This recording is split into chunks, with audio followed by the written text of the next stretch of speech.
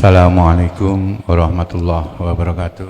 Waalaikumsalam warahmatullahi. Ini yai kula badhe tanglet yang saya tanyakan itu tapi bukan diri saya tapi teman saya yang ingin bertanya tapi saya yang disuruh bertanya. Ini langsung ke pertanyaan. Teman saya itu setiap melihat teman saya yang istrinya sudah meninggal, selalu beliau itu melihat yang istrinya meninggal itu mengikuti suaminya. Yang setiap bertemu dengan yang meninggal istrinya itu selalu istrinya ngikuti. Apakah itu rohnya istrinya apa bagaimana? Yang saya tanyakan ya itu, apa itu rohnya istrinya apa bagaimana? Yang pertama. Dan yang kedua, apakah teman saya itu sudah ada di makom kasab? Kalau sudah di makom kasab, bagaimana caranya supaya dia tidak terbelenggu di makom kasab, supaya bisa terus menuju makrifat? Itu saja. Terima kasih. Wassalamualaikum warahmatullahi wabarakatuh. Waalaikumsalam warahmatullahi wabarakatuh.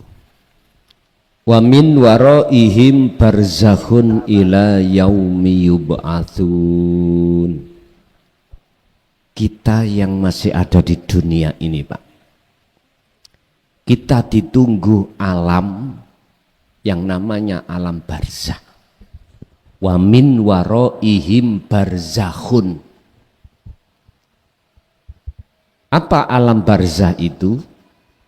Alam pembatas antara alam dunia dan alam akhirat. Ini secara lughat ada yang mengartikan dinding. Dinding yang tebal. Dan di dalam alam itu kismani, ada dua alam, ada dua golongan. Ruh yang Allah masukkan di situ itu ada dua alam. Pertama, alam ini musyrikun, memakai kop, Pak, tidak memakai kaf. Kalau memakai kaf itu berarti menyekutukan. Kalau memakai kof itu bersinar. Ada alam yang bersinar, artinya alam barzakh yang terang benderang. Ini biasanya ruh yang husnul khatimah, tidak mengenal kegelapan sama sekali. Kalau bahasa mata, ruh yang sudah tidak buta kepada Allah saat di dunia, atau ruh yang sudah mendekat dan bertemu Allah, makrifat yang paling rendah, makrifat yang paling rendah adalah hati yang sudah ada iktikad, keyakinan, merasakan selalu dilihat Allah. Kemana-mana hati jenengan ada satu kesadaran. Ini belum bertemu loh, tapi sudah dikatakan makrifat yang paling rendah. Hati jenengan sudah bisa merasakan kehadiran Allah wujudnya, baik di dalam maupun di luar jenengan. Ini makrifat yang paling rendah. Ini jatuhnya ada di Su'aul Basyirah dalam kitab Hikam itu, pasal sebelum pasal 20 ini. Di situ. Makanya ilmu tauhid la ilaha illa anta di situ didatangkan liyudhirahu 'ala dini kulli, untuk mensucikan iman-iman di dalam hati kita yang masih ada iman makhluk. Siapa sing ngaji? Kelason. Sik makhluk toh? Sik makhluk. Padahal di balik kita semuanya itu ada siapa di balik layar ini? Kalau tidak ada wujudnya Allah yang disebut hidup, nggak mungkin klason itu bisa ngoceh. Tahu ngoceh nggih? Mboten saged. Iman yang paling rendah, makrifat yang paling rendah, hati jenengan ini walaupun belum bisa bertemu, bersahadah kepada wujud Allah, jenengan ini sudah bisa merasakan kehadiran Allah di setiap mukawwanat, di setiap makhluk. Kan ada dua sisian. Ada yang merasakan, ada yang dirasakan. Ini proses kita, makrifat yang paling rendah. Dan golongan ruh yang seperti ini tidak akan pernah mengalami alam barzah yang kedua nanti. Mungkin sampai nanti masuk gedong, voltasenya itu tidak 220, mungkin 210 atau 110 cahayanya itu tidak bayar, ndak kelip. Tapi jenengan enggak jadi kesandung-sandung. Walaupun cahaya itu hanya sebercik saja, wong dalam kegelapan, maka jenengan ini kegelapan itu akan dikalahkan dengan hal itu. Ingat Pak, dalam makalah nanti, bila mana nur makrifat hanya satu biji sawi Allah jatuhkan di dunia, dijatuhkan di dunia ini, maka seketika itu cahaya matahari surup. Bukan mataharinya tidak bersinar, tetap bersinar, cuman masih kalah bentar. Ini paling rendah-rendahnya makrifat pada Allah. Terus jenengan, saran saya, ya jangan klip-klip aja lah. Harus ada tingkatan yang lebih atas lagi. Gitu maksud aku, ngoten loh. Jadi alam barzah yang pertama itu sayaquluna alladziina qalu udkhuluha bisalamin aminin. Oleh karena jenengan ini dimasukkan Allah di alam barzah yang terang, maka jenengan akan bisa memandang alam dunia, lebih-lebih alam akhirat. Walaupun jenengan secara syar'i itu belum sampai pada waktu dibangkitkan oleh Allah, yaitu hari kiamat. Pertanyaannya tadi, apakah ruh betul-betul ruhnya istrinya? Siapanya gini, jikalau loh ini, istrinya tadi termasuk husnul khotimah, bisa jadi.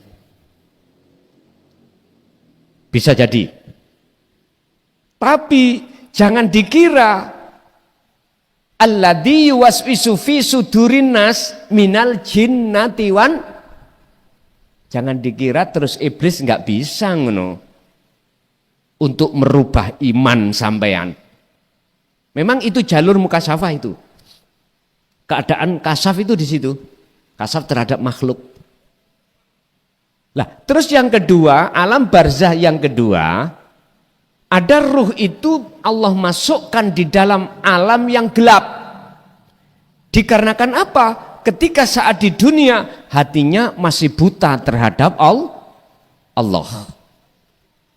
Coba dilihat di dalam surah Al-Isra ayat 72. Barang siapa saat di dunia hatinya masih buta kepada Allah, maka setelah di dunia ini alam akhirat atau alam barzah atau alam hisab atau alam apapun akan terjadi kebutaan, wa adallu sabila, dan gelapnya lebih daripada gelapnya dunia.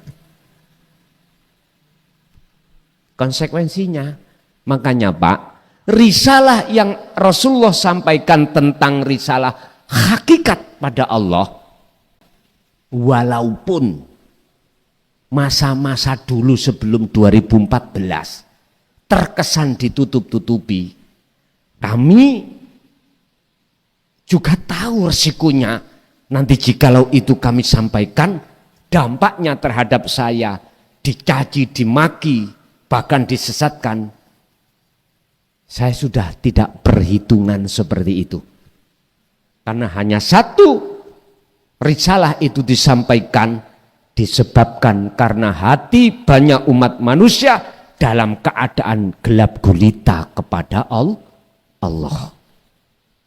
Pasti saya dicaci Pak bagi mereka yang tidak mau menerima. Innalladzina kafaru sawaun alaihim a'anzartahum am lam tundirhum la yu'minun khatamallahu ala qulubihim.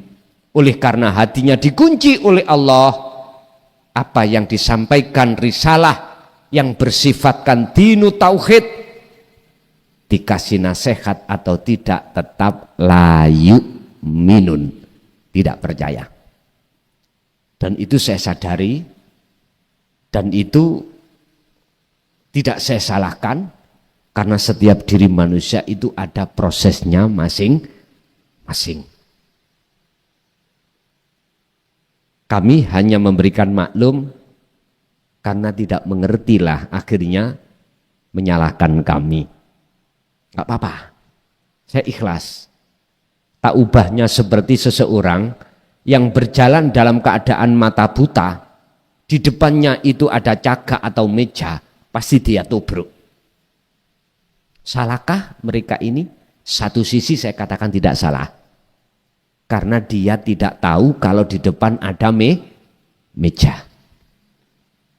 Mestinya bagi yang tidak buta itu memberikan nasihat, minimal menuntun.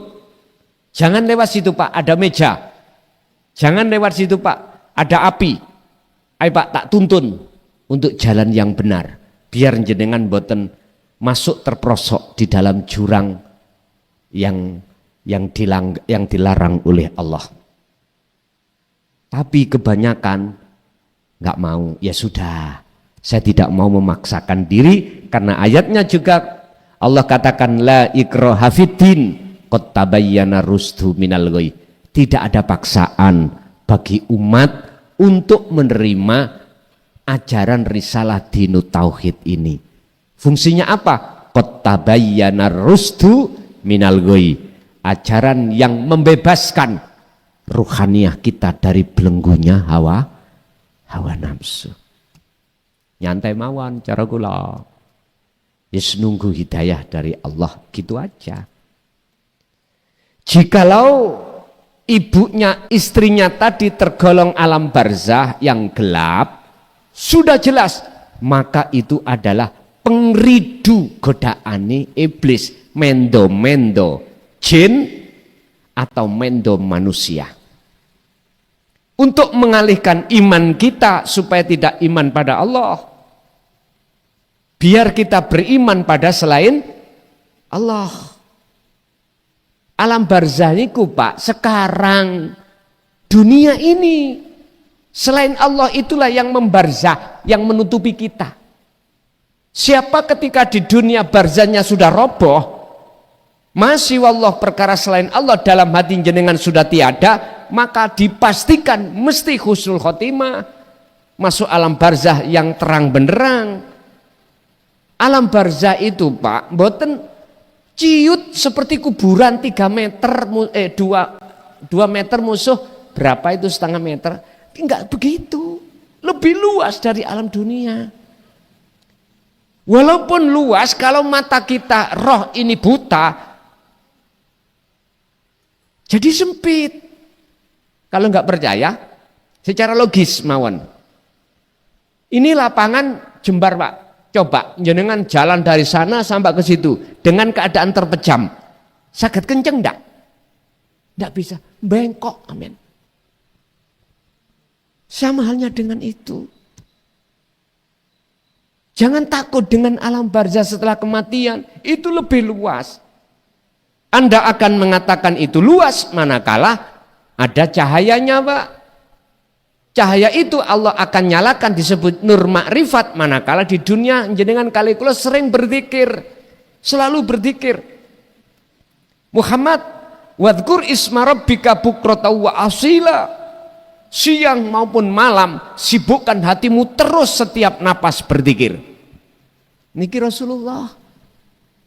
Sebab dengan begitu, Pak, liman kana yarjullah, hati sampean mesti ada kerinduan besar untuk bertemu Allah. Ini prosesnya. Kalau sudah ada di situ, wal yaumal akhirah wa dzakarallaha katsiran, Anda akan dibuka seluruh alam akhirat. Seketika itu Anda akan mengatakan indahnya alam dunia itu bersifatkan ghurur, bujuk, nipu. Ad-dunya mataul ghurur. Seketika itu istri sampean sing asalnya cantiknya sak Surabaya, kalau jenengan sudah memandang alam akhirat, wis gak kanggo wis. Sampean nontok bidodari ngeleki dulu ketok nang gulu kok. Iki babakan hukum syariat seperti itu. Wah bahaya Gus nek ono kalau ngaji dan mengamalkan untuk makrifat, istrinya kalah ayu, terus ya opo? Ngeten Pak, di dalam diri istri ada Allah ndak? Ada. Cintailah Allah dalam istrimu di atas segalanya. Inilah kesinkronan antara hukum syariat dan hukum hakikat. Itu nanti begitu. Jadi Pak, ditanyakan dulu si istri tadi, ruhnya, meripat ruhnya yang disebut Ainul Basirah itu masih terbarzah atau enggak? Terdinding apa enggak? Sudah sampai pada Allah waktu di dunia atau enggak? Kalau enggak, jelas itu perilaku iblis untuk mengeridu iman kita supaya ada iman pada selain Allah. Satu. Nomor dua, kalau itu kasaf, bagaimana kita bisa lepasnya dari itu? Cukup sederhana Pak. Udhkurullaha dzikron katsiran fasabbihuhu bukrata wa asila. Al-Ahzab 41-42. Sejatine eling dzikir, yaitu sirul asror, itu jenengan kumandangkan terus. Dengan begitu tatkala istri yang ngaku-ngaku istri nanti, makhluknya hilang sampai langsung melihat Allahnya, seketika itu langsung hilang. Ingat, barang siapa yang memandang ke depan itu Allah, pasti dia tidak akan memandang belakangnya. Artinya makhluk. Barang siapa yang memandang makhluk, dia tidak akan pernah bisa memandang Allah. Kesimpulannya gitu. Bab masalah mendekat, barang siapa berjalan ke arah barat, maka semakin lama pasti arah timur dia tinggalkan. Siapa yang hatinya terus berzikir untuk menghadap pada Allah, maka pasti Allah akan mengikis habis cintane hatimu terhadap selain Allah. Itu pasti. Akhirnya semakin bercinta Anda semakin wadah. Nggak bisa saya cerita. Gendeng, zadab hati sampean. Pasti itu Pak itu. Bukan zadab yang harus dialami oleh di luar itu. Jadab yang secara akalnya juga belum tentu. Jadab itu kan perilakunya, majedub itu isim fa'ilnya, orangnya. Bisa jadi jadab itu apa sih jadab? Ditarii perkara sak liyane Allah di dalam hati atau di dalam akal oleh Allah. Persis seperti orang tidur. Orang tidur dikasih apa-apa mau terima Pak? Enggak mau. Bahkan istrinya sendiri tidur sebelahnya enggak tahu kok.